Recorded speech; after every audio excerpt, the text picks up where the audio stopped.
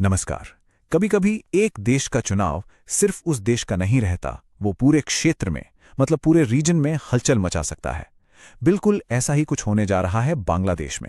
आज हम बात करेंगे 2026 में होने वाले बांग्लादेश चुनाव की और ये समझने की कोशिश करेंगे कि इसके भारत के लिए क्या मायने हैं।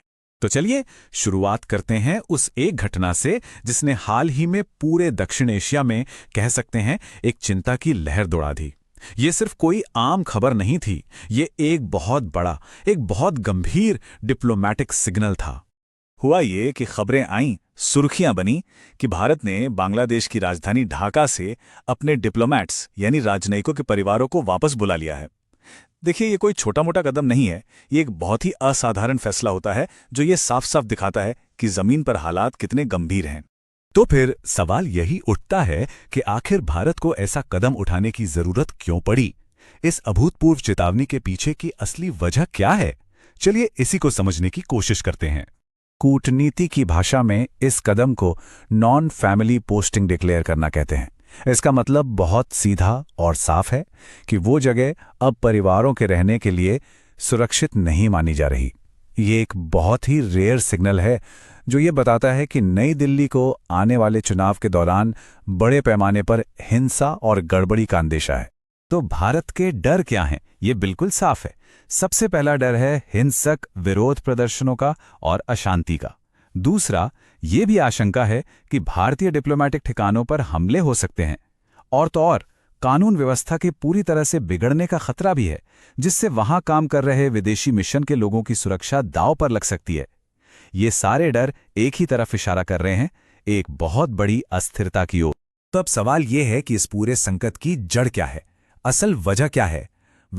इसका जवाब हमें मिलता है बांग्लादेश की अंदरूनी राजनीति में, जो इस वक्त एक बहुत बड़े बहुत ही बड़े उथल पुथल के दौर से गुजर रही है। और इस उथल पुथल के बीच एक तारीख तय हुई है, 12 फरवरी 2026। ये वो दिन है जब बांग्लादेश में 13वें राष्ट्रीय संसदीय चुनाव होंगे। और यकीन मानिए, इस तारीख पर सिर्फ बांग्लादेश ही नहीं बल्कि पूरे दक्षिण एशिया की नजरें टिकी हुई हैं। देखिए, ये संकट रातों रात खड़ा नहीं हुआ, इसकी एक पूरी कहानी है। 2024 की शुरुआत में सरकार के खिलाफ जबरदस्त प्रदर्शन शुरू हुए, आरोप थे चुनाव में धांधली के। फिर 2025 की शुरुआत तक आते आते हालात इतने बिगड़े कि प्रधानमंत्री शेख हसीना को सत्ता छोड़नी पड़ी और एक अंतरिम सरकार बनी। और फिर एक बहुत बड़ा मोड़ आया, शेख हसीना की पार्टी अवामी लीग को सस्पेंड कर दिया गया और उसके नेताओं को हिरासत में ले लिया गया। मतलब उन्हें चुनाव की दौड़ से ही बाहर कर दिया गया। ये किसी राजनीतिक भूचाल से कम नहीं। तो जब दशकों तक सत्ता में रही अवामी लीग ही मैदान से बाहर हो गई, तो अब सत्ता की इस दौड़ में मुख्य खिलाड़ी कौन है? अब विपक्ष की भूमिका में कौन है और सत्ता का दावेदार कौन? चलिए इस नए राजनीतिक परिदृश्य पर एक नजर डालते हैं। और ये जो हाल के सर्वे हैं वो कहानी को काफी हद तक साफ कर देते हैं। बांग्लादेश नेशनलिस्ट पार्टी, जिसे हम बीएनपी के नाम से जानते हैं, उससे लगभग 70% लोगों का समर्थन मिलता दिख रहा है। उसके बाद जमाते इस्लामी है करीब 19% पर। मतलब साफ है, बीएनपी इस वक्त रेस में बहुत बहुत आगे है। तो अगर हम इसे समेटें तो तस्वीर कुछ ऐसी है। बीएनपी सबसे आगे चल रही है, जमात इस्लामी एक अहम ताकत के तौर पर उभर रही है जो शायद गठबंधन में बड़ी भूमिका निभाए, और जो कभी सबसे ताकतवर पार्टी थी शेख हसीना की अवामी लीग, वो अब किनारे कर दी गई है और इस पूरे चुनाव को ही अवैध बता रही है। और इस राजनीतिक उथल पुथल के बीच ढाका और नई दिल्ली के रिश्तों में भी तनाव साफ दिखने लगा है। एक तरफ ढाका की अंतरिम सरकार कह रही है कि हमें चुनाव पर भारत की सलाह नहीं चाहिए, यह हमें मंजूर नहीं। तो दूसरी तरफ नई दिल्ली को यह सफाई देनी पड़ रही है कि भारत की जमीन से आतंकवाद की साजिश के जो दावे किए जा रहे हैं वो झूठे हैं। मतलब डिप्लोमैटिक लेवल पर खींचतान साफ नजर आ रही है। तो अब आते हैं सबसे अहम सवाल पर, आखिर भारत के लिए ये चुनाव इतना बड़ा मुद्दा क्यों है? क्यों दांव पर इतना कुछ लगा है? देखिए, ये सिर्फ एक पड़ोसी देश के चुनाव की बात नहीं है, ये सीधे सीधे भारत की अपनी स्ट्रेटेजिक यानी रणनीतिक चिंताओं और राष्ट्रीय सुरक्षा से जुड़ा हुआ मामला है। भारत की सबसे पहली और शायद सबसे बड़ी चिंता है बॉर्डर सिक्योरिटी, सीमा सुरक्षा। हमारी एक बहुत लंबी और पोरस मतलब खुली हुई सीमा है बांग्लादेश के साथ, जो पश्चिम बंगाल, असम और त्रिपुरा जैसे राज्यों से लगती है। बांग्लादेश में जरा सी भी अस्थिरता हुई तो उसका सीधा असर इन राज्यों पर पड़ता है। अवैध माइग्रेशन, तस्करी और सबसे खतरनाक, एक्सट्रीमिस्ट तत्वों की आवाजाही का खतरा तुरंत बढ़ जाता है। दूसरी बड़ी चिंता है बांग्लादेश की राजनीति में इस्लामी प्रभाव का बढ़ना, खास तौर पर जमात-ए-इस्लामी जैसी पार्टी को ज्यादा राजनीतिक स्पेस मिलना।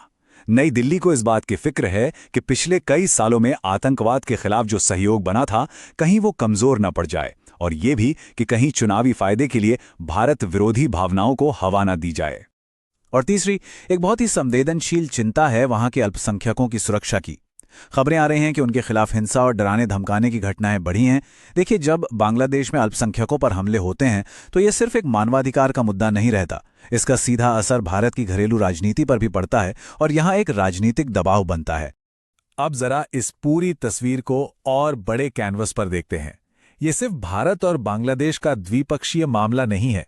ये चुनाव असल में पूरे दक्षिण एशिया के भविष्य के लिए एक बहुत बड़ा टर्निंग पॉइंट, एक अहम मोड़ साबित हो सकता है।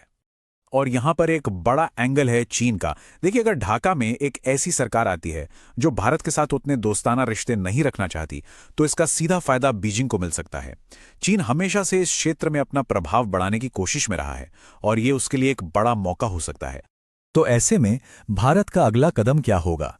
ऐसा लगता है कि भारत एक दोहरी रणनीति पर चलेगा। पहला, प्रैग्मैटिक एंगेजमेंट, मतलब चुनाव के बाद जो भी सरकार बने उसके साथ अपने मूल हितों की रक्षा के लिए काम करने को तैयार रहना। और दूसरा, एक मजबूत डिफेंसिव पोस्चर, मतलब अपनी सीमाओं को और सख्त करना और इंटेलिजेंस को बढ़ाना, ताकि किसी भी तरह की अस्थिरता के लिए हम पूरी तरह तैयार रहें। तो आखिर में हम इसी एक बड़े सवाल पर आकर रुकते हैं। क्या ये एक चुनाव दक्षिण एशिया के सुरक्षा नक्शे को हमेशा के लिए बदलने की ताकत रखता है? दांवों पर बहुत कुछ लगा है और इसके जो भी नतीजे होंगे उनका असर आने वाले कई सालों तक पूरे क्षेत्र में महसूस किया जाएगा।